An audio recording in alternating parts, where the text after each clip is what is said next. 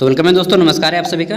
चलिए इस वीडियो में हम लोग बात करने वाले हैं कोल्हान यूनिवर्सिटी चाईबासा, ठीक है, का एमडीसी पेपर पॉलिटिकल साइंस। तो जितने भी लोग मल्टी डिसिप्लिनरी कोर्स यानी कि एमडीसी में पॉलिटिकल साइंस को रखे हैं, ये वीडियो इंपॉर्टेंट हो जाता है।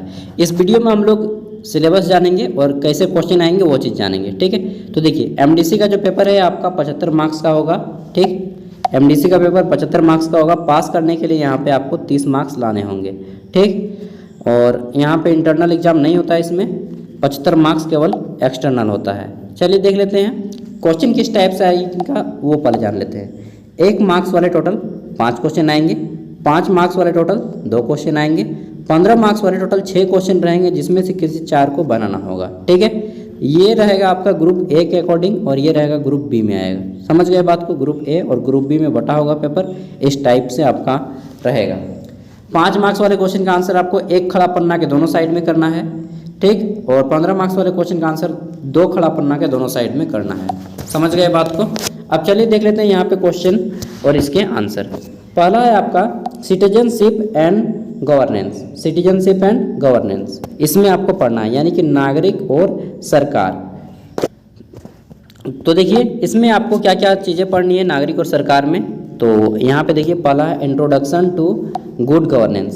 गुड गवर्नेंस मतलब गुड मतलब अच्छा, जिसको हिंदी में सु बोलते हैं, ठीक है, सुशासन। गुड गवर्नेंस मतलब सुशासन, इंट्रोडक्शन टू गुड गवर्नेंस। फिर आपको पढ़ना है डेमोक्रेसी एंड गवर्नेंस, यानी कि लोकतंत्र और शासन, ठीक है। फिर देख लेते हैं तो यहाँ पे आता है state and citizenship in governance, ठीक है, यानी कि राज्य, नागरिक और शासन व्यवस्था, ये पढ़ना होगा। फिर आपको पढ़ना होगा इंस्टीट्यूशनल एंड लीगल एग्रीमेंट। अब देख लिए हम लोग हिंदी में इसके बात करने जा रहे हैं, सभी कोई कॉपी पेन नोट कर लीजिएगा क्वेश्चन किस टाइप से बनेगा। देखिए 4 को यूनिट है, छोटा छोटा यूनिट है। पहला है सुशासन का परिचय। क्वेश्चन आ सकता है कि सुशासन का परिचय दीजिए, ठीक है। सुशासन किसे कहते हैं, सुशासन क्या है, ये आपके क्वेश्चन जरूर एक क्वेश्चन आएगा इसमें, ठीक। फिर देखिए क्वेश्चन नंबर 2 यहाँ पे हमारा बनता है, और दोस्तों एक भी क्वेश्चन ना यहाँ से बाहर नहीं जाएगा यार। सुशासन के कारक कौन कौन से हैं, कारकों को लिखें। सुशासन कारक और मॉडलों को विस्तार पूर्वक बताइए, ऐसा क्वेश्चन आ सकता है। चाहे सुशासन के कारक और मॉडल पे एक निबंध लिखें, ठीक। देखिए यहाँ पे हमारा यूनिट 2 आ जाता है लोकतंत्र और शासन। लोकतंत्र और शासन यानी कि डेमोक्रेसी एंड गवर्नेंस। तो यहाँ पे आपका आ सकता है कि लोकतंत्र और शासन के बीच क्या संबंध है, इसको बताइए, ठीक है। यहाँ पे क्वेश्चन है कि लोकतंत्र और सुशासन के बीच संबंध कौन कौन से है, इसको बताना है, ठीक। डेफिनेटली एक क्वेश्चन आएगा इसमें।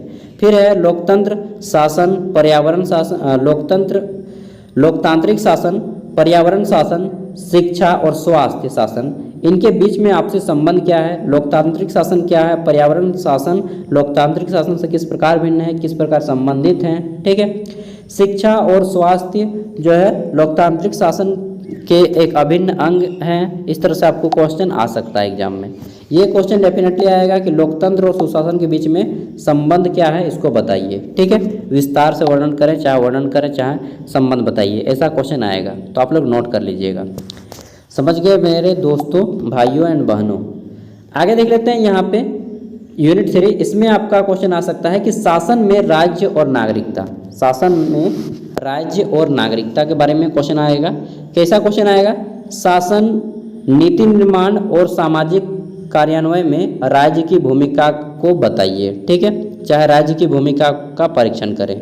शासन नीति निर्माण में क्वेश्चन आ सकता है कि नीति निर्माण में राज्य की क्या भूमिका है, स्पष्ट करें, ठीक है। चाहे सामाजिक कार्यान्वयन में राज्य की भूमिका बताइए, चाहे शासन के कार्यान्वयन में राज्य की भूमिका बताइए, ऐसा क्वेश्चन आ सकता है, ठीक है दोस्तों।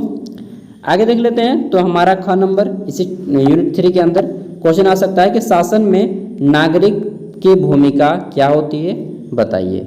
चाहे शासन में नागरिक की भूमिका, नागरिक संस्कृति, नागरिक भागीदार और सामाजिक भागीदार के अंशकन। ये मतलब कि नागरिक शासन में नागरिक की भूमिका कैसी होती है, ठीक है। नागरिक संस्कृति क्या है, नागरिक भागीदार और सामाजिक भागीदार, इनके बीच संबंध क्या है, इनके बीच अंतर क्या है, ऐसा क्वेश्चन आपके एग्जाम में बन सकता है। अगला है यूनिट 4 संस्थागत और कानूनी व्यवस्थाएं, ठीक। संस्थागत और कानूनी व्यवस्थाएं एक दूसरे से आपस में कैसे संबंधित हैं इसको बताइए, ऐसा क्वेश्चन आ सकता है। ठीक है, चाहे संस्थागत कार्य व्यवस्था से आप क्या समझते हैं, कानूनी कार्य व्यवस्था से आप क्या समझते हैं, ऐसा क्वेश्चन आ सकता है।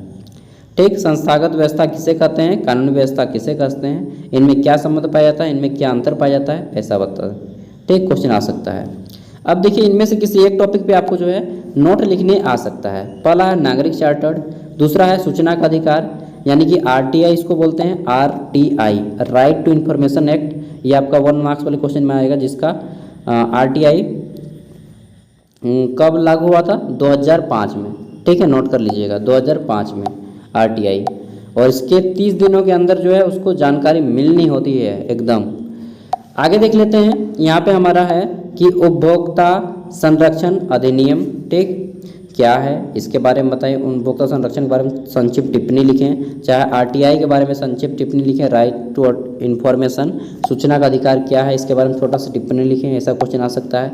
ई गवर्नेंस यानी कि सुशासन क्या है, सॉरी ई गवर्नेंस दूसरा चीज़ हो गया, ई गवर्नेंस क्या है।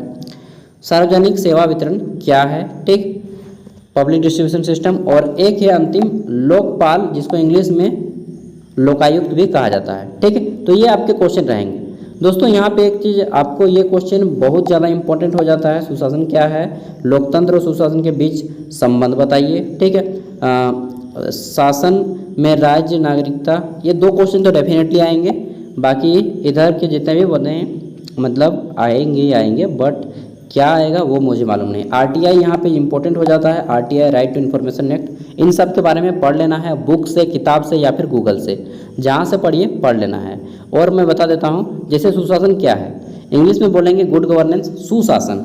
सु मतलब अच्छा, सुव्यवस्थित। ठीक है, जब कोई चीज़ व्यवस्थित होती तो हम लोग बोलते हैं सुसज्जित है।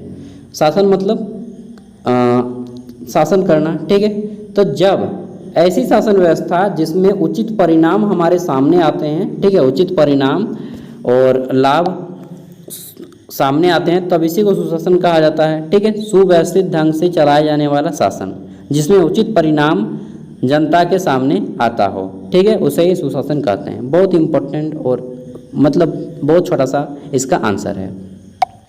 अब देखिए इसके बाद आपका पेपर होने वाला है, क्या पेपर होगा, तो इसके बाद एक पेपर होगा आपका, क्या होगा जी, ऐसी हिंदी होगा, अंडरस्टैंडिंग इंडिया होगा, हेल्थ वेलनेस योगा एजुकेशन होगा। ठीक, एंड आपका एक पेपर होगा, क्या होगा,